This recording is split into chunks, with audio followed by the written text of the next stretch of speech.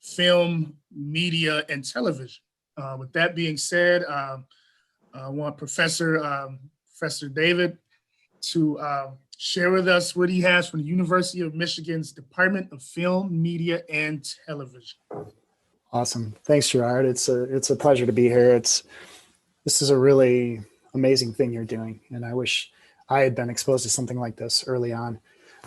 Excuse me, I've been lecturing all day in class, so I'm a little hoarse, but I'm going to tell you a little bit about my educational journey, but I also want to share some stuff from our department. Vernon was just mentioning community college, which I started out at, but I'll go back a little bit further. I was not a great student.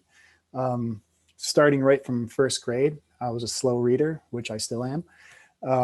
And so I was held back in first grade, and I made, even that young at an age, I made an assumption about myself that I wasn't smart. And I just sort of decided in first grade, that I wasn't the brightest or the sharpest tool in the shed, and kind of went through elementary school and junior high and even into high school and wasn't a great student. And so I remember very clearly actually sitting down with a counselor to talk about colleges. It was like a mandatory thing I had to do. I sat down with her and I just told her I wasn't planning on going to college. And my parents were both teachers. My mom was a preschool teacher, and my dad was an English teacher at a community college in my town in northern Michigan. And so after high school, I spent a year flipping pizzas and decided that wasn't probably my end dream. So I decided to go to the community college in my hometown. My dad taught there, so it was a good opportunity financially. I got some help to go there. But I was scared. I had a friend who was good at school who went to the community college, and he was being challenged. So I thought, oh man, if he's having a hard time, it's going to be really hard for me. So I went in a little bit scared, and it forced me to study in a different way. And I actually ended up falling in love with school and with education in general. Once I got into that junior college, I got exposed to literature and storytelling and the fine arts and the arts in general, and really fell in love with that. From that junior college, I ended up applying to the university in the University of Colorado in Boulder, Colorado, and went out west. And again, I just loved the academic environment. I fell in love with that. I ended up doing a dual major bachelor's degree in creative writing and film history and theory. And just to make sure, I stuck around and did a BFA, a Bachelor of Fine Arts in Film Production, because I loved the department. I loved the challenges I was having there. I took a year off after that, and then decided to do my master's at the University of Colorado in film production. Doing the master's was sort of twofold for me. Going to grad school, I used the opportunity of grad school to learn teaching, which again was sort of the family business for me, with both my parents being teachers. And I fell in love with teaching. It's a very noble profession, and being able to teach film was kind of combining two loves for me, which was really great. But grad school was an opportunity for me to both make films and make my first feature film. But it also, through teaching, helped me pay for grad school. And if you want to teach at the college level, you need a master's to do that. So I came out of grad school and was lucky enough to move back to the state of Michigan, and eventually found my way to the University of Michigan, which has been a real pleasure and real treat. And so I guess the takeaway I'd like folks out there to keep in mind is to not make assumptions about yourself, especially early on, especially, if you're in junior high and high school. You're not the person you're gonna be. So do invest in yourself and challenge yourself, and at least give yourself opportunities. You never know where they're gonna lead. So I'll start there. As far as the Department of Film, Television, Media, Gerard was so kind to include us. And we wanted to let folks know that you can study other stuff beyond STEM and some of those very important different fields. But we have a relatively small department that studies film, television, and media. And Gerard, do I have the ability to share my screen? Yes, let me double check, but I believe you should be good to go. Okay, I will do that here. What I'd like to do is show a short video that one of our graduating seniors made for the department. It's a little 2-minute short video sort of about the department, and produced with equipment that we have within the department. And so I'll start with that, and then I'll talk a little bit about what we do. Okay. All right, hopefully you'll be able to hear this. Let me know if you can't. You're watching a movie. You love a good Western.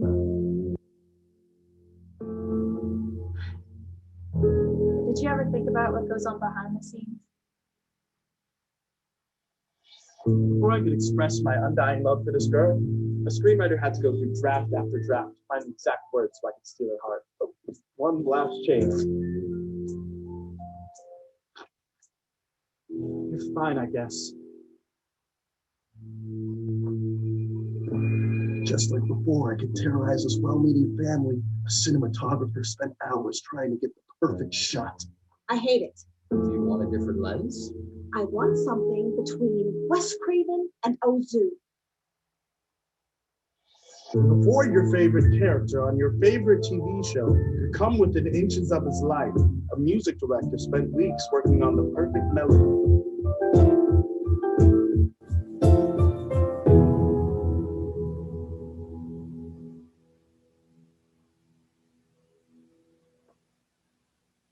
Yeah, I think that's it.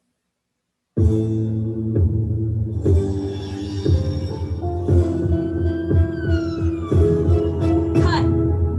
But before we could do any of that, we got a degree in film, television, and media.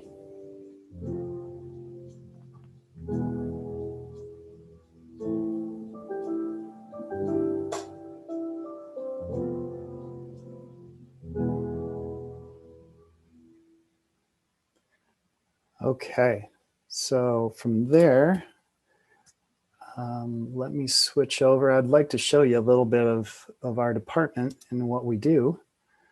I need to move this out of the way.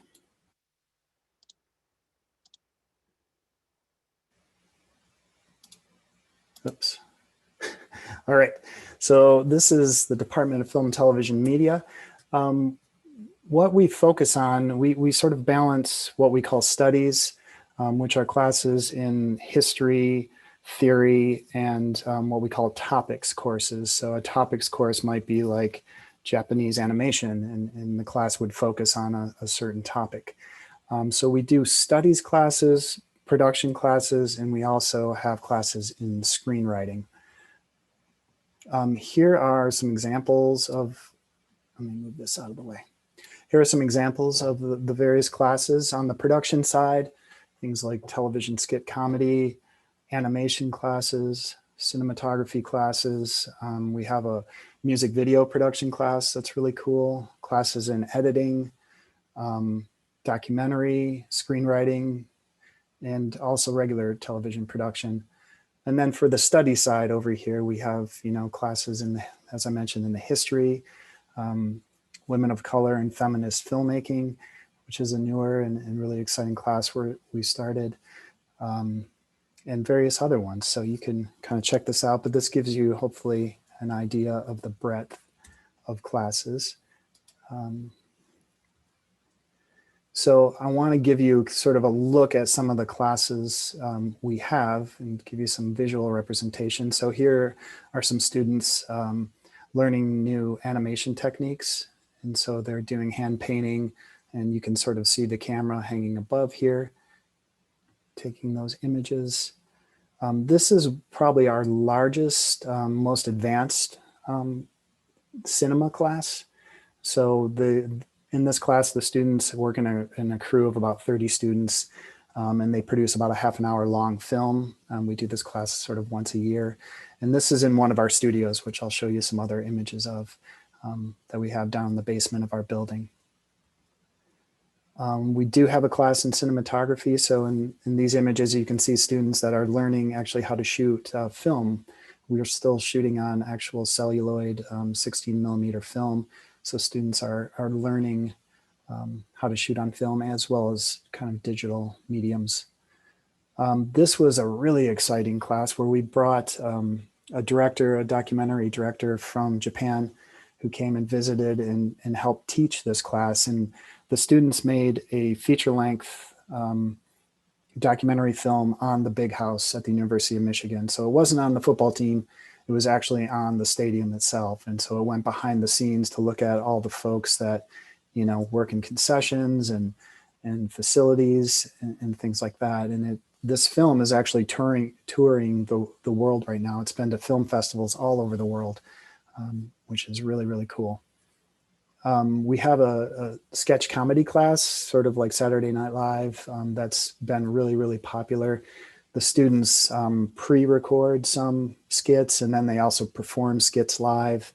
And we always have like a studio audience at the end of the semester where they put on a show, and it's always a sold out kind of affair, which is really cool.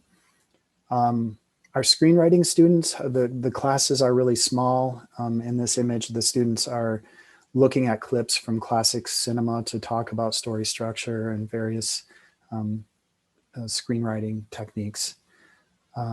We do have a sub-major in screenwriting that really just focuses on screenwriting, both for film and for TV. And we bring in a lot of renowned filmmakers and writers into the program to visit the students, which I'll talk about in a little bit. Let me keep moving.